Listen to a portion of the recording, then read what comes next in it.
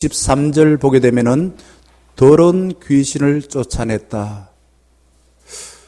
처음 행하신 일이 이런 일이다. 의미가 있겠죠, 그죠? 목사인 저도 설교를 할 때 도대체 처음에 무슨 말을 해야 될까? 처음이 시작이 반이다라고 말하는 것처럼 처음 말하기 어렵습니다. 사람들, 낯선 사람 처음 만났을 때 무슨 말을 해야 될까? 쉽지 않지요. 결국은 그만큼 중요하다라는 것입니다. 예수님은 왜 첫 사역에서 더러운 귀신을 쫓아냈을까?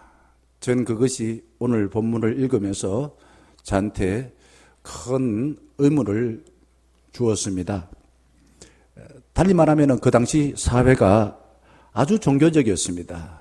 정말 열심히 하나님을 믿었다 이거죠. 율법을 잘 지켰다 이거죠. 그런데 귀신에게 괴롭힘 당한 사람이 많았다. 이게 왜 이럴까? 왜 이럴까 이거죠. 제가 한 3, 40년 전만 하더라도 교회 안에서 귀신이라는 이야기를 참 많이 들었습니다. 감기 걸려도 귀신에 걸렸다. 과일을 깎다가 칼로 손에 베어도 귀신의 장난이다. 모든 게 귀신으로 이야기했습니다.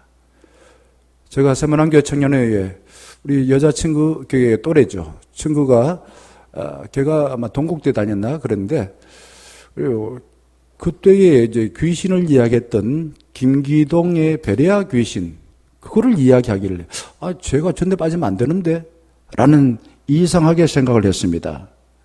이제 그 김기동이라는 사람이 주장한 것은 이겁니다. 불신자가 죽으면은 귀신이 되고 모든 병은 귀신이 들어와서 생겼다.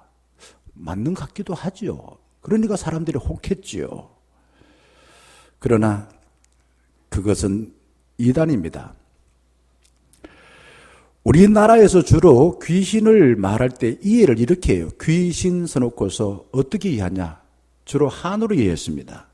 예를 들어서 아이가 태어나자마자 죽었다. 그럼 무슨 귀신 됩니까? 아이 귀신 됩니다. 근데 여자가 결혼하지 않고 죽었다. 무슨 귀신 됩니까? 처녀 귀신 됩니다. 남자가 결혼하지 않고 총각으로 죽으면은 총각 귀신이 됩니다. 결국은 한 맺힌 귀신이 구중을 돌면서 우리를 괴롭힌다라고 생각을 합니다. 자, 이런 것이 한국적인 귀신론이다라는 것입니다. 그러면 성경에서 말하는 귀신과 한국적인 귀신이 같을까?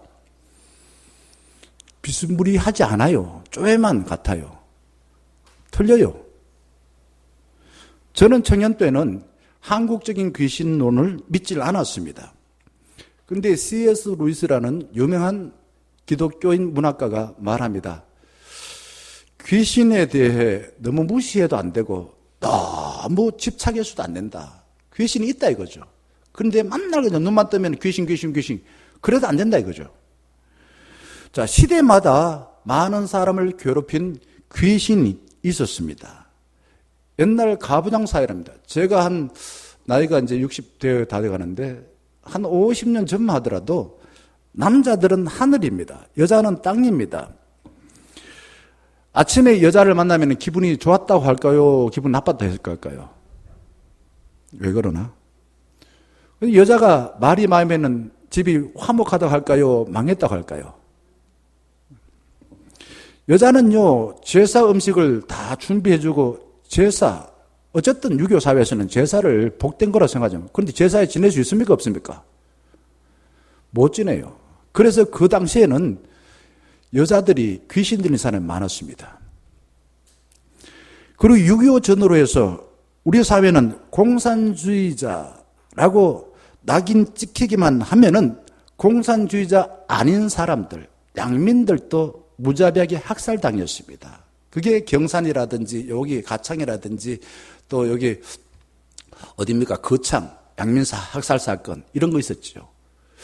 그리고 뭐래요? 우리나라에 있어서 그 이후에도 굵직굵직한 사건이 있을 때마다 공산주의 만행이다 라고 말하여서 모든 잘못을 공산주의자에게 뒤집어 씌울 때가 많았습니다. 최근은 어떻습니까? 지금은 제가 우연찮게 더 글로리라는 드라마를 봤는데 그걸 공감한 사람이 무척 많다고 합니다.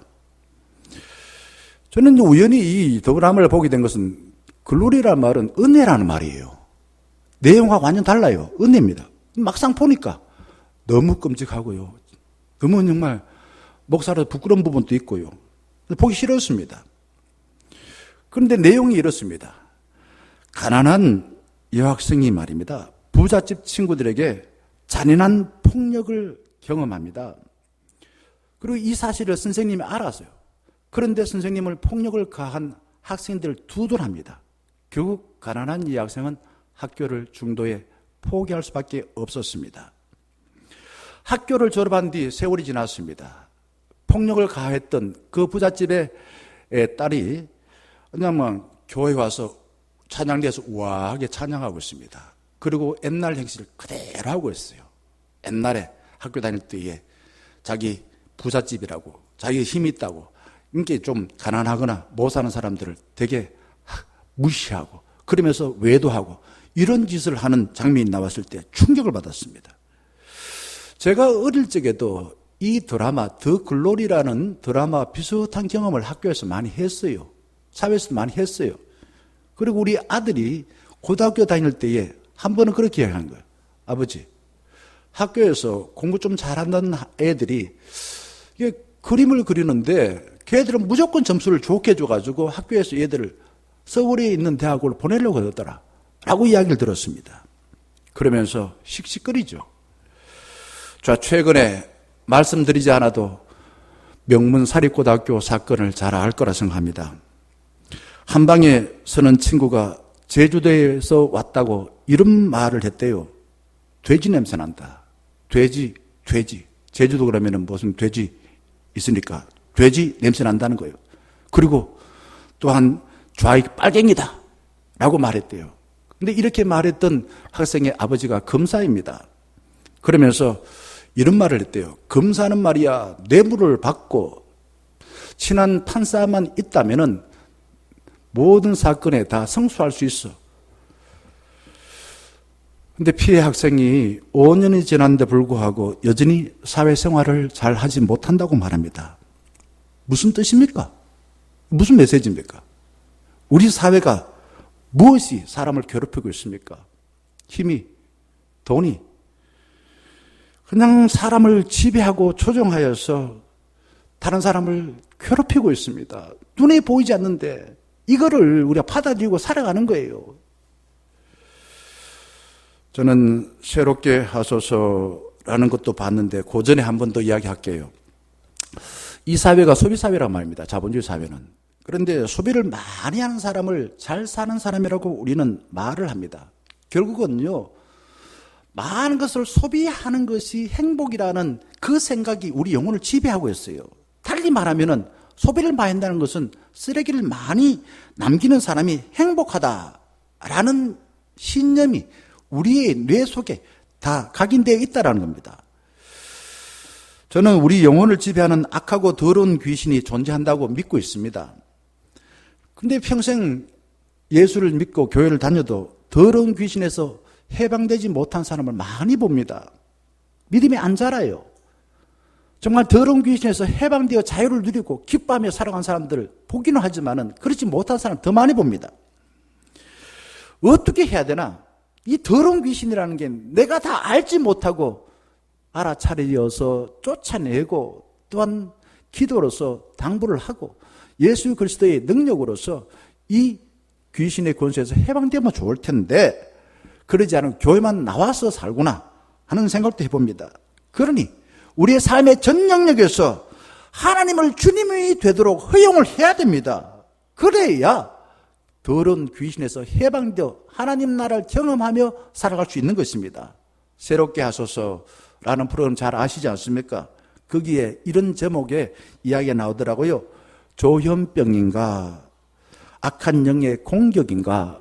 주인공은 노태훈 전도사입니다. 이 노태훈 전도사가 악한 영역의 괴롭힘 당하다가 예수를 믿고 해방된 이야기입니다. 그의 집안 이야기를 한번 해보겠습니다. 할머니가 큰 무당이었대요. 그 집은요, 오래전부터 큰 제사를 여러 번 지냈대요. 어릴 적부터 늘 부모가 싸우는 걸 봤대요. 그리고는 자기 동생하고 늘 어릴 적부터 싸우다가 나중에 칼부림까지 했답니다. 공부를 아주 잘했대요. 전교 1등까지 하기도 했는데 이렇게 힘든 삶을 살았으니 공부하기 싫어서 꼴찌도 해봤답니다. 그러다가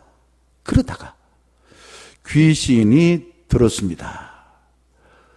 귀신이 들어서 허리가 막 돌아가는 거예요. 진짜 돌아가는 건 아닌데 어느 날 갑자기 한 1년 반 동안에 귀신이 자기 허리를 막 돌린다는 거예요. 그래서 너무 학교 생활이 힘들어가지고 고등학교 2학년 때 학교를 그만뒀습니다. 그리고 자기 집 옥상에 올라가서 담배를 피우면서 어떻게 하면 죽을까? 죽을 생각만 했대요. 그러다가 우연히 교회에 집사님의 소개를 받고 목사님의 기도를 통해서 귀신의 억압에서 해방되었다고 말합니다. 자, 그 과정을 한번 말씀드려 보겠습니다. 목사님이 기도하기 전에 이 귀신에게 물어봤대요. 노태우는 하나님의 아들인데 왜 들어왔느냐?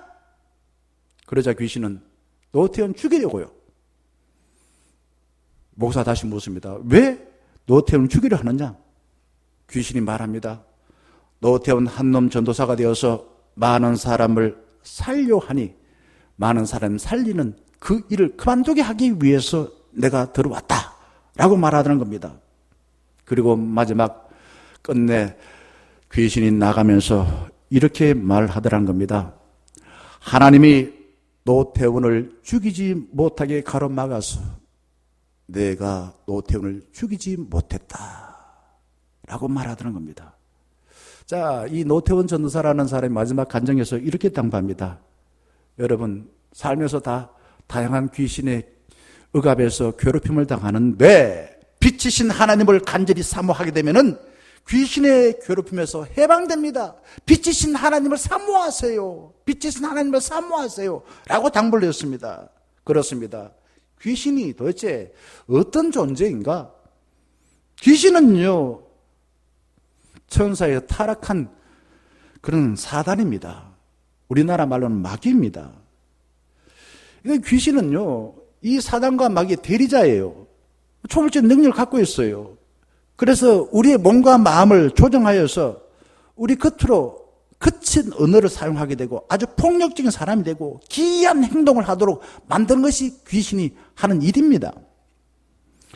어떻게 해서 이런 귀신에 들 수 있나?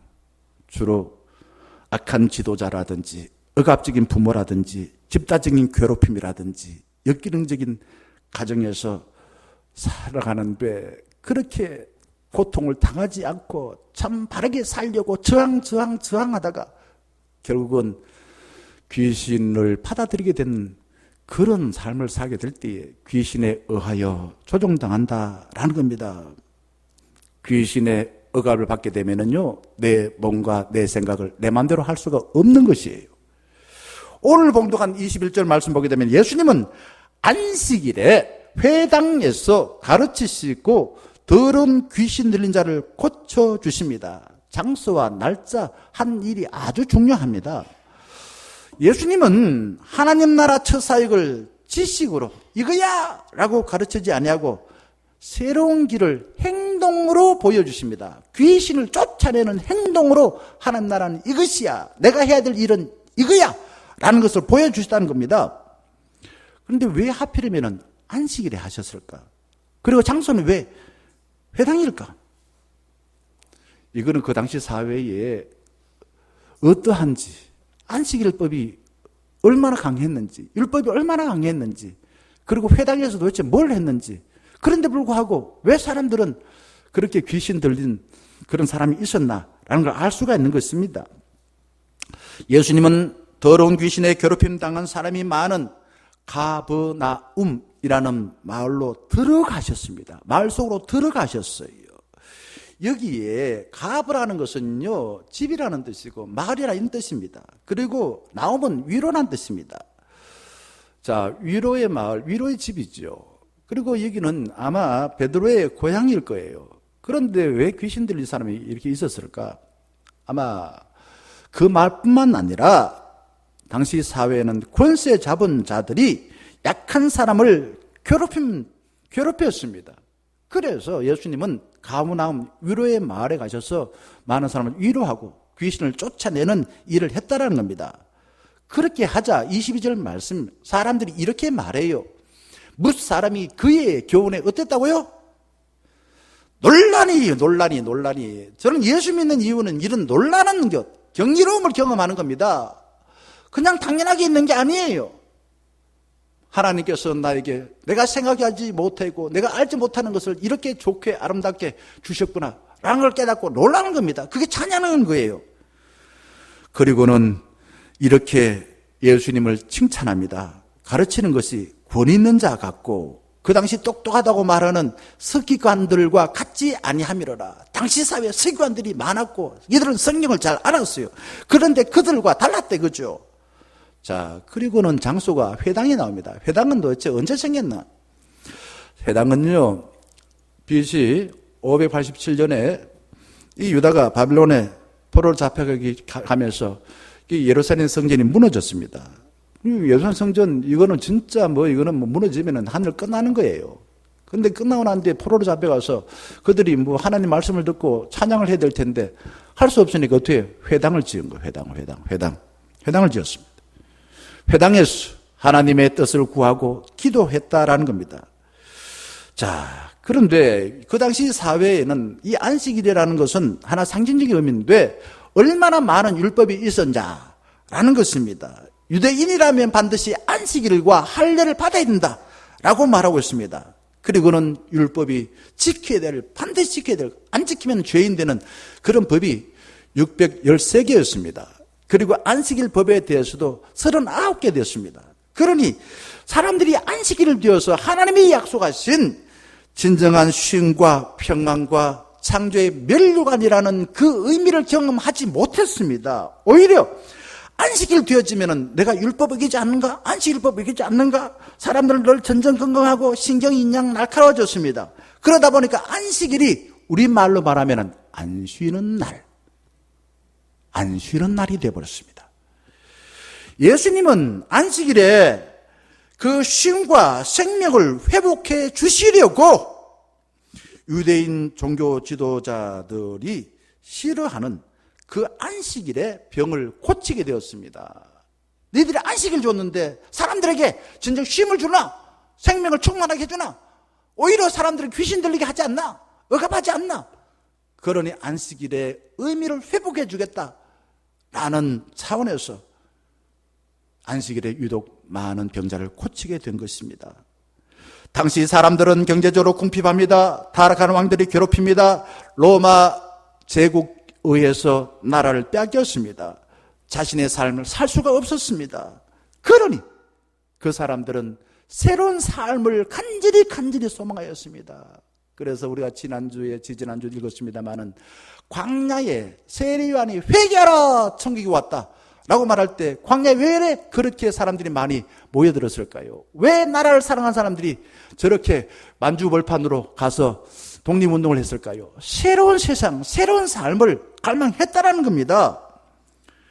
예수님은 자기를 따르는 제자들과 무수한 대중들과 더러운 귀신에 사로잡힌 사람들 앞에서 온몸으로 새로운 삶을, 새로운 길을 사람들에게 보여주신 것입니다.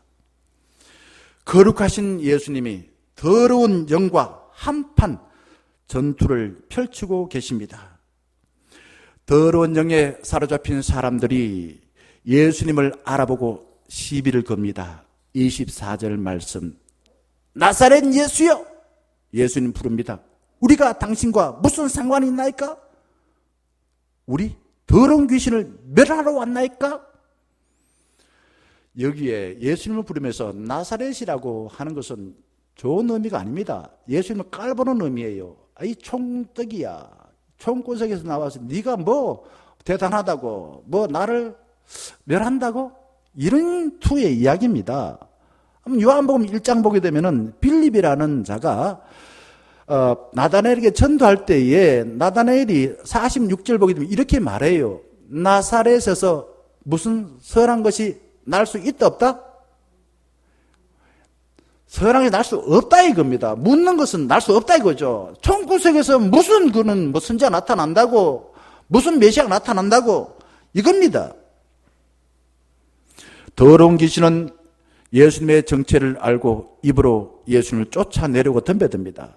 25절 말씀 보게 되면 나는 당신이 누구인지 안다. 당신은 하나님의 거룩한 자다 라는 거예요. 그러면서 이 더러운 귀신은 입으로 예수님을 하나님의 거룩한 자로 말한 뒤에 무릎을 꿇고 경배합니까? 지가 아는 대로 예수님이 하나님의 아들이고 뭐 거룩한 자라고 입으로는 잘 말해요. 그러면 말했으면 거룩한 분 앞에 무릎 꿇어야죠.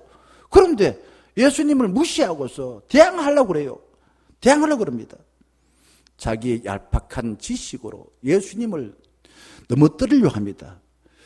예수님과 더러운 귀신 사이에 지금 팽팽한 긴장감이 맴돌고 일점불사의 태세를 보여주고 있습니다.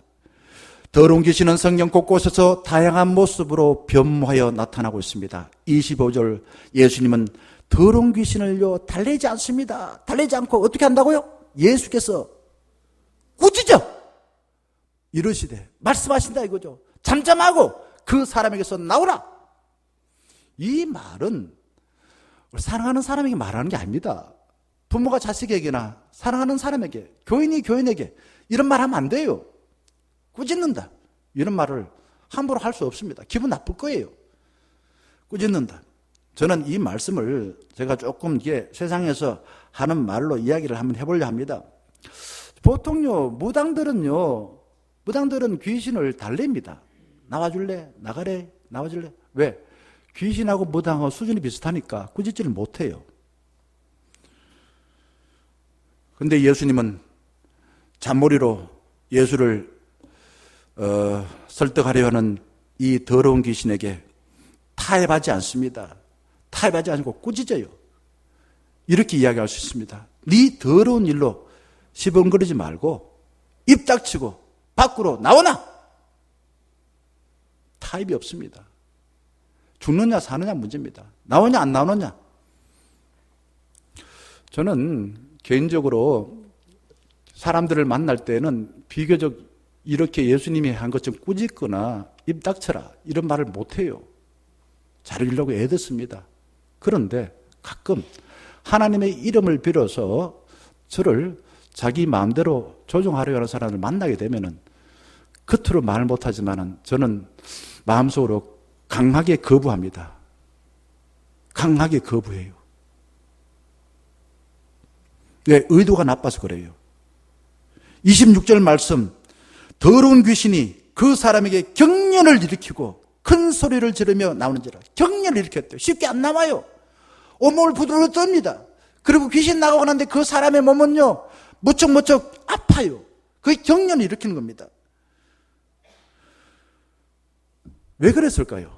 더러운 귀신은요 이미 그 사람 속에 들어가서 또아리를 트고 편안하게 이 사람을 조종하고 자기가 하고 싶은 대로 모든 일을 다 시켰어요.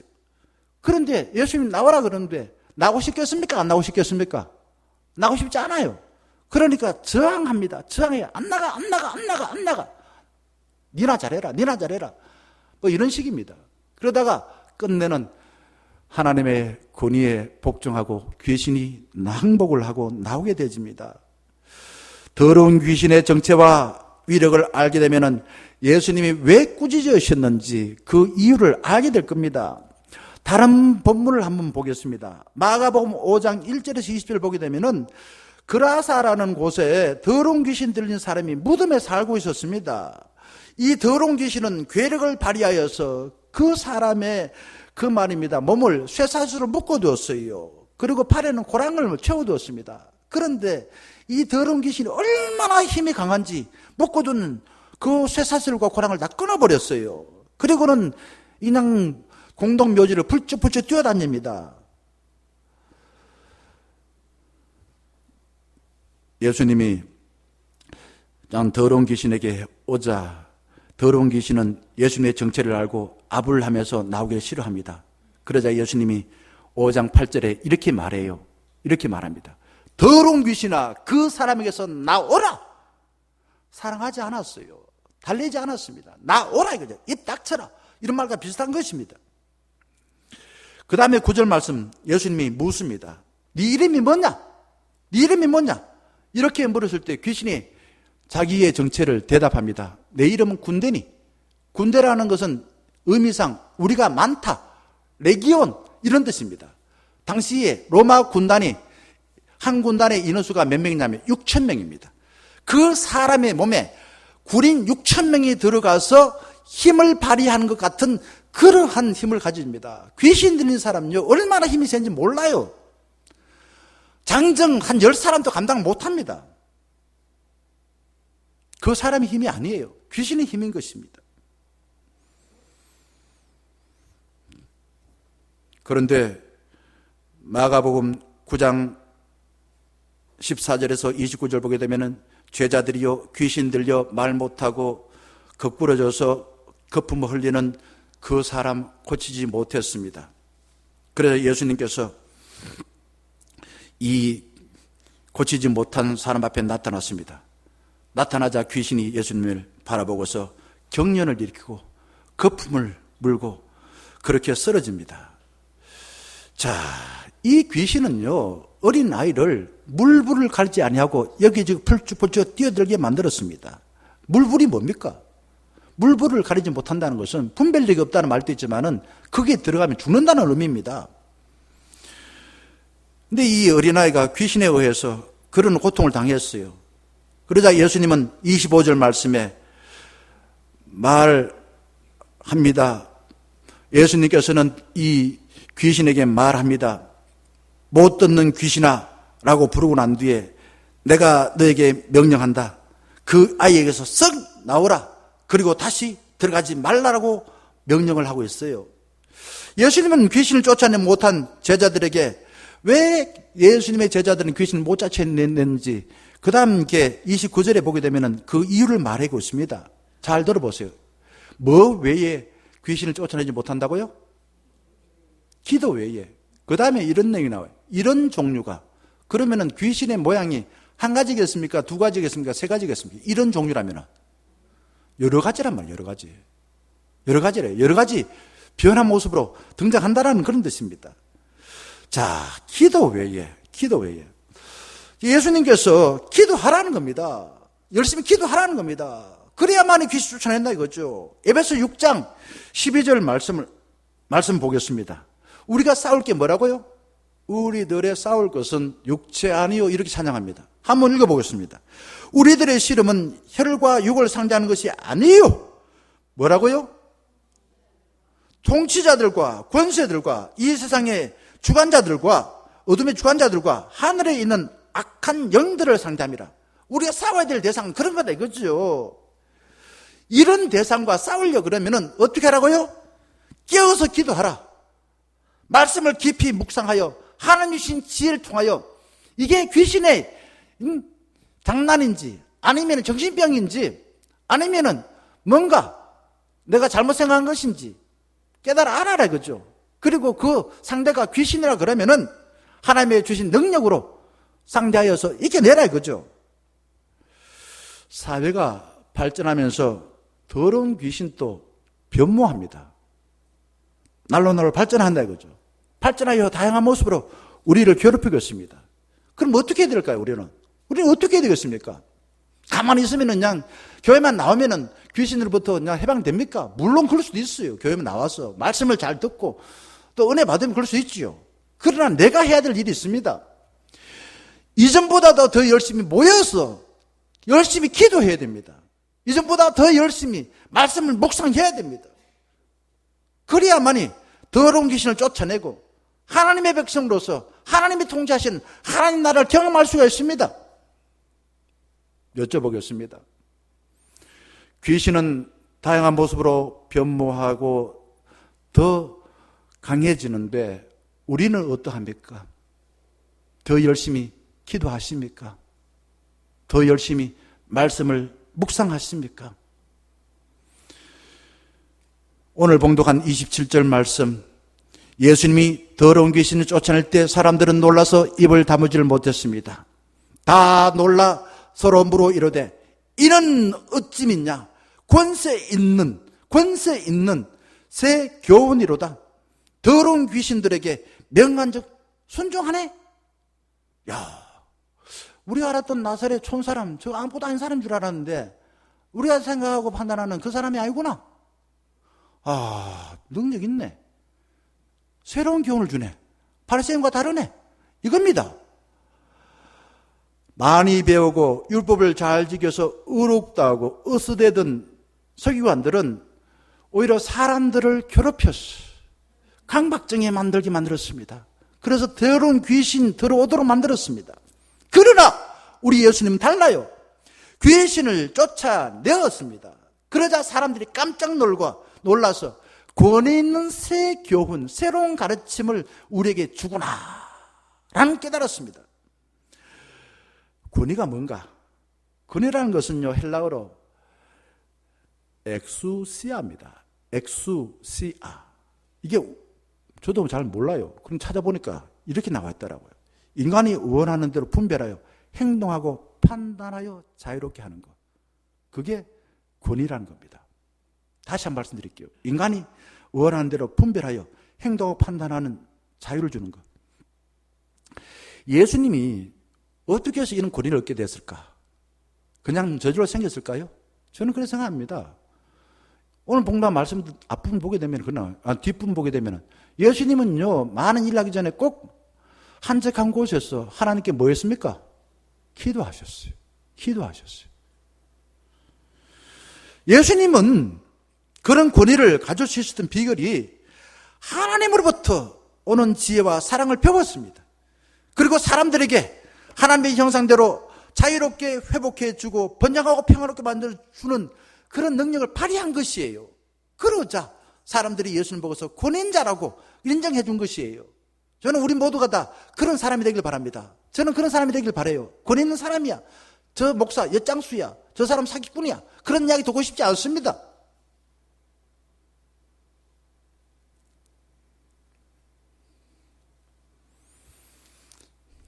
예수님은 자기 기분이나 자기 욕심이나 가진 것으로 가지고 다른 사람을 괴롭혀 내 말 안 들으면 너 저주받아. 내 말 시킨 대로 해. 돈 내놔. 돈 바쳐. 몸 바쳐. 그렇게 사람들을 위협하지 않았습니다. 예수님은 자기가 손해봄에도 불구하고 많은 핍박과 많은 고난을 받으심에도 불구하고 더러운 귀신한테 허둥지둥 대던 사람들에게 새로운 삶을 전하기 위해서 온몸을 바쳤습니다.